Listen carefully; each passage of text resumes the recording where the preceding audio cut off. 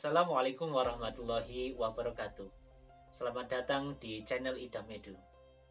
Semoga kalian semua dalam keadaan sehat selalu dan selalu mendukung upaya pemerintah dalam mengatasi virus corona ini, dan kita melaksanakan kegiatan jaga jarak untuk bisa di rumah masing-masing. Kali ini saya akan share soal dan pembahasan tes SKB CPNS Guru SD untuk kategori kompetensi pedagogi bagian pertama.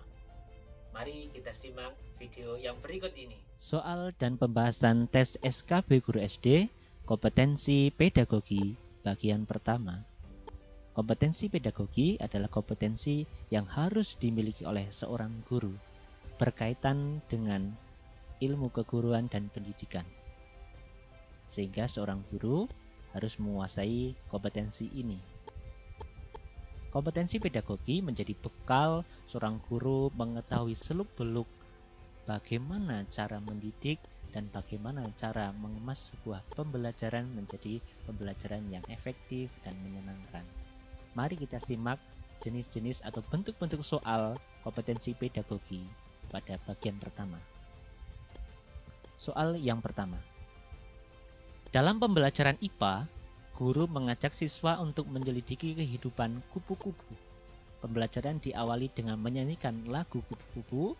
Selanjutnya, guru mengajak siswa mengamati bagian-bagian tubuh kupu-kupu, menghitung bagian-bagian tubuh kupu-kupu, dan membuat syair tentang kupu-kupu.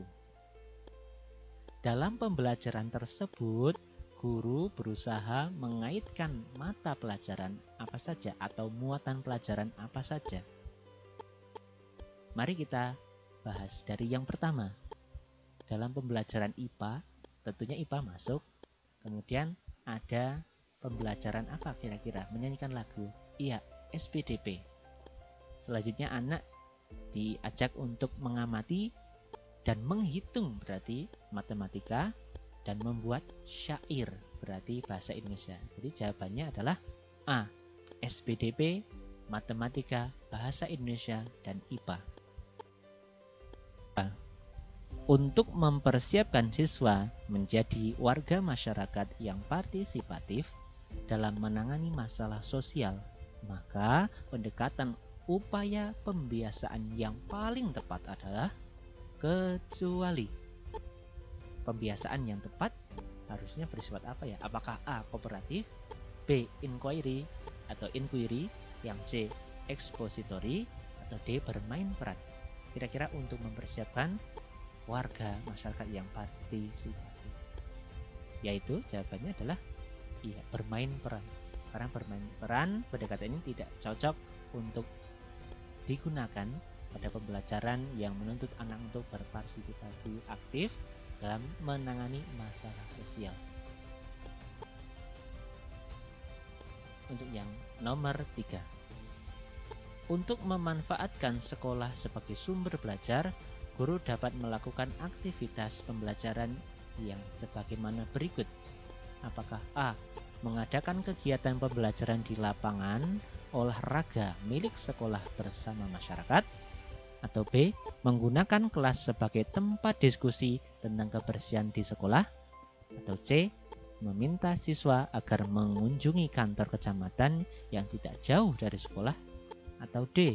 menugaskan siswa mewawancarai guru dan kepala sekolah untuk membuat portofolio kelas.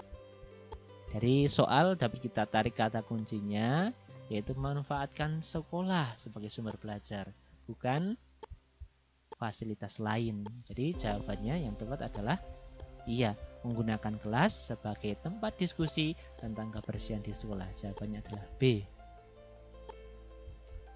Soal nomor 4. Pembicaraan guru di kelas yang dapat digolongkan kegiatan menjelaskan adalah apakah A. menanyakan kehadiran siswa, B. menerangkan terjadinya siang dan malam, yang C. memfasilitasi diskusi kelompok, atau D. bertanya jawab tentang nilai Pancasila. Saya harap ini mudah karena kegiatan guru yang digolongkan menjelaskan adalah menerangkan terjadinya siang dan malam, B. Soal nomor 5. Dalam merencanakan materi penjelasan, hal terpenting yang harus diperhatikan guru adalah apakah A. lingkungan belajar di sekolah, B. fasilitas yang tersedia, atau C. karakteristik siswa yang akan diberi penjelasan, atau D. waktu yang tepat untuk menyampaikan penjelasan. Dari keempat ini, kira-kira jawaban yang paling tepat adalah iya, karakteristik siswa yang akan diberi penjelasan. Karena karakteristik siswa tentunya berbeda satu dengan yang lain. Soal nomor 6. Salah satu prinsip perencanaan pembelajaran yang harus bersifat fleksibel. Maksud dari fleksibel adalah apakah A. siswa harus dilibatkan dalam penyusunan rencana pembelajaran, B. penyusunan rencana pembelajaran mempertimbangkan media yang tersedia, atau C. guru bisa mengubah-ubah perencanaan pembelajaran sesuai dengan seleranya, atau D.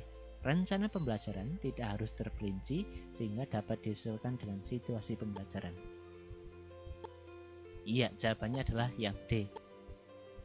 Rencana pembelajaran tidak harus terperinci sehingga dapat disesuaikan dengan situasi pembelajaran. Pemerintah melalui Kementerian Pendidikan sudah memberikan kesempatan kepada Bapak Ibu guru untuk mengembangkan RPP 1 lembar.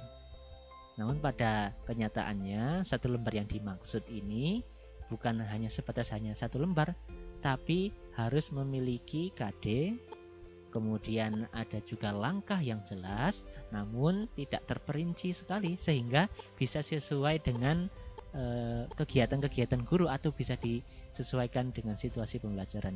Yang ketiga yang harus ada dalam rencana pelaksanaan pembelajaran adalah evaluasinya atau bentuk penilaiannya. Soal nomor 7. Metode demonstrasi paling sesuai digunakan untuk mencapai tujuan pembelajaran berikut. Apakah A. membacakan puisi dengan lafal dan intonasi sesuai dengan isi puisi, B. menjelaskan pokok-pokok pikiran dalam teks bacaan sesuai isi bacaan, C. menyebutkan watak-watak tokoh cerita rakyat sesuai dengan cerita yang dibaca, atau D. membaca intensif untuk memahami isi bacaan. Tentunya demonstrasi itu paling cocok untuk kegiatan belajar membaca puisi dengan lafal dan intonasi sesuai dengan isi puisi. Soal nomor 8. Faktor yang harus dipertimbangkan dalam memilih metode mengajar adalah apakah A.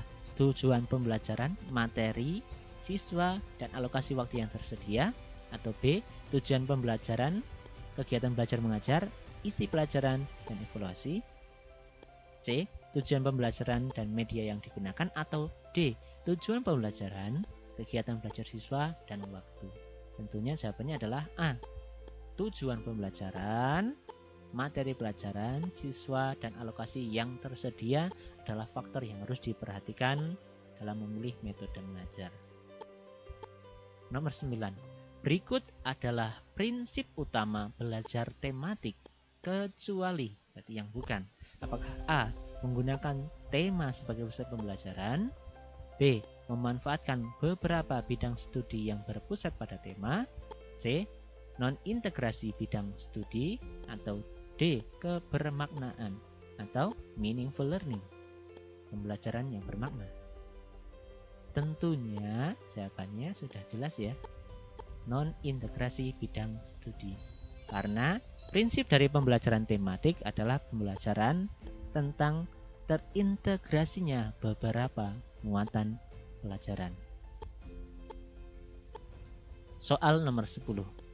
Bahan ajar atau materi pembelajaran instructional materials yang harus dipelajari siswa dalam rangka mencapai standar kompetensi yang telah ditentukan secara garis besar terdiri atas apakah A. fakta, konsep, prinsip, dan prosedur, yang B. teori, praktik, dan lapangan, atau C. pengetahuan, praktik, dan konsep, atau D. pengetahuan, keterampilan, dan sikap. Dari keempat option ini, A, B, C, D, jawaban yang paling tepat adalah iya, yang D, pengetahuan, keterampilan, dan sikap. Namun sikap di sini bisa dibagi dua, yaitu sikap spiritual dan sikap sosial. Demikian tadi untuk soal dan pembahasan tes SKB Guru SD bagian pertama. Terima kasih, mudah-mudahan bisa bermanfaat. Jangan lupa like, subscribe, dan komen video ini untuk lebih bermanfaat lagi. Terima kasih. Assalamualaikum warahmatullahi wabarakatuh.